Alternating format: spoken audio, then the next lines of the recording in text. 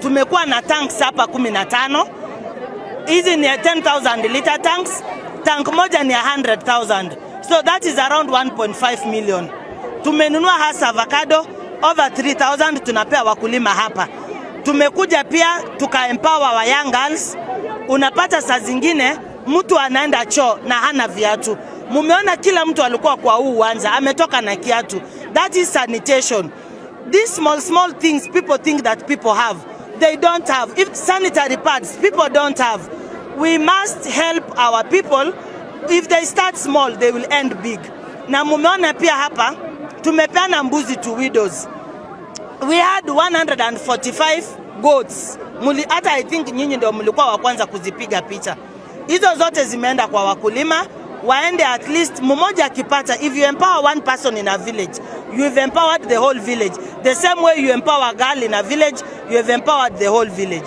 Zilikuwa zinapata between 100 to 150,000 depending on membership and what they have applied. So this is what I'll tell my people of Kisii County.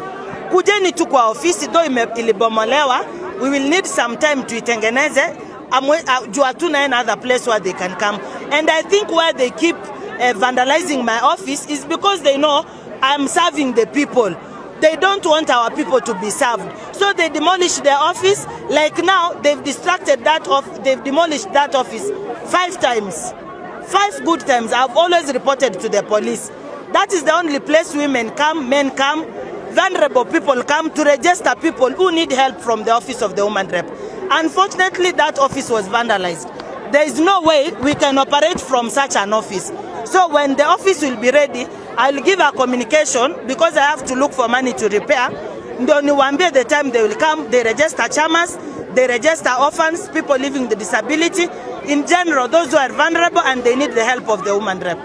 Ilikuwa empowerment ya Mama County kwa wamama wa Birongo Ward, na tumekuja na mbuzi kwa sababu widows wanajua kufanya farming. Tumekuja na hasa avocado, they are the most productive because zinatoa matunda mingi sana. Pia tumekuja kuempower girl child. We came to a school that is Taracha Primary and Taracha High School. Tumeongea na watoto, we have to empower them kwa sababu kama hakuna mtu anaongea na watoto wetu, we have no society. Mnaona siku hizi vile watoto wetu wako wanalewa sana, wengi wako na mimba kwa sababu hakuna yule mtu anawaelekeza. So kama Mama County tumejaribu kuongea. County ni kubwa, sitaki nilie kila siku pesa ya Mama County ni kidogo kwa sababu kuna watu wale hawafanyi kazi. Kama hapa leo tumepea wamama chama. Mtu anakuja anauliza hivi, Mama County anawapea pesa, huwezi pea kila mtu. Pesa ya woman rep ni kidogo sana, hata ni kujaribu tunajaribu. So leo imekuwa siku mzuri ya empowerment. Wamama wamefurahia mpaka tumeongea na wazee on GBV kwa sababu siku hizi mama na baba wanapigana kwa nyumba na hiyo inaleta aibu kwa watoto wetu. Lazima mimi kama Mama County tutembee the whole county, na hii si kwanza saa hii. I started immediately I was elected as a woman rep kuzunguka kwa counties. Sasa kwa constituencies, nilimaliza constituencies. Sasa nimeanza kuzunguka ward